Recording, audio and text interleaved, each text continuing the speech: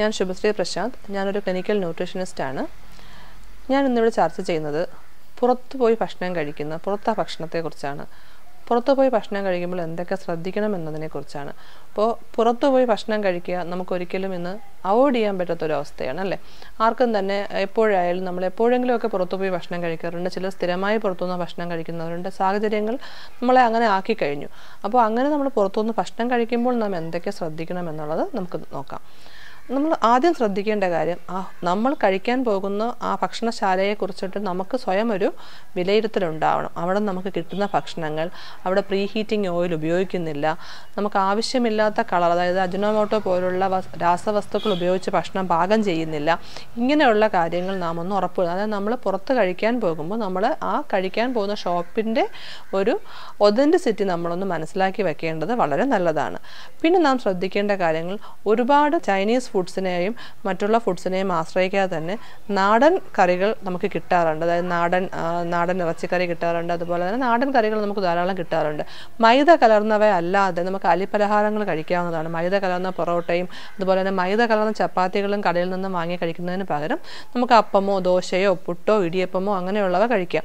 പിന്നെ കൂടുതലായിട്ട് vegetarian prefer ചെയ്താൽ വളരെ നന്നായിരിക്കും. വെജിറ്റേറിയൻ ഹോട്ടലുകളിൽ കിട്ടുന്ന മസാല ദോശ പോലുള്ളവ നമുക്ക് കൂടുതലായിട്ട് പ്രിഫർ ചെയ്യാം. ഡെയിലി നമ്മൾ ഔട്ടിങ്ങിന് പോകുമ്പോൾ നോൺ വെജ് പ്രിഫർ ചെയ്യാതിരിക്കുകയും അതുപോലെ തന്നെ വെജിറ്റേറിയൻസ് ഇമ്പോർട്ടൻസ് കൊടുക്കുകയും ചെയ്യുന്നത് വളരെ നല്ലതായിരിക്കും.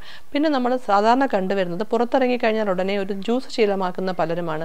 വീട് വിട്ട് പുറത്തിറങ്ങിയാൽ ആദ്യം ഒരു ജ്യൂസ് കുടിക്കുക. ജ്യൂസ് വളരെ നല്ല ഫുഡാണ്. പക്ഷേ നാം പുറത്തുനിന്ന് കഴിക്കുന്ന ജ്യൂസ് കൂടുതലായിട്ടും അവർ പഞ്ചസാര അധികമായി ചേർത്ത് തരുന്നതാണ്. അപ്പോൾ ഫ്രൂട്ട് എക്സ്ട്രാക്ട്സ് ഉപയോഗിക്കുന്നതുകൊണ്ട് കുഴപ്പമില്ല. നമ്മുടെയൊക്കെ കൺമുമ്പിൽ വെച്ച് ഫ്രൂട്ട് എക്സ്ട്രാക്റ്റ് ആക്കി തരുന്ന കടകളിൽ നിന്നും നമുക്ക് ഫ്രൂട്ട് ജ്യൂസസ് സ്വീകരിക്കാവുന്നതാണ്.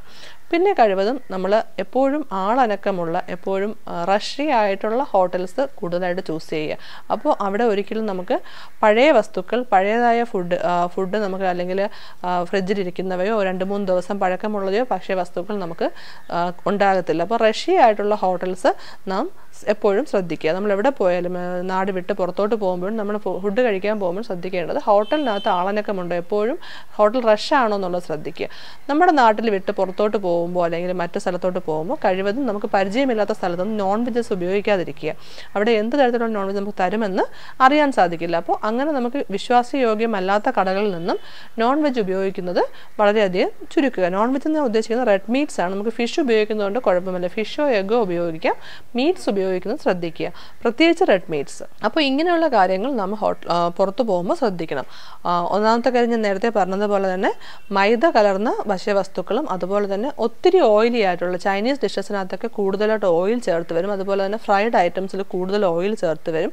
അപ്പോൾ അങ്ങനെയുള്ള കാര്യങ്ങൾ ശ്രദ്ധിക്കുക. പ്രീ ഹീറ്റഡ് ഓയിൽ ഉപയോഗിക്കുന്നില്ല എന്ന് ഉറപ്പ് വരുത്തുക. ഇങ്ങനെയുള്ള കാര്യങ്ങൾ ശ്രദ്ധിച്ച് നമുക്ക് ഹെൽത്തി ആയിട്ട് തന്നെ പുറത്തുനിന്ന് ഫുഡ് കഴിക്കാനായിട്ട് സാധിക്കും. അപ്പോൾ കൂടുതൽ വെജിറ്റേറിയൻ ഹോട്ടൽസിനെ നമ്മൾ പരിചയപ്പെടാം. വെജിറ്റേറിയൻ ഫുഡ്സ് കഴിക്കാം.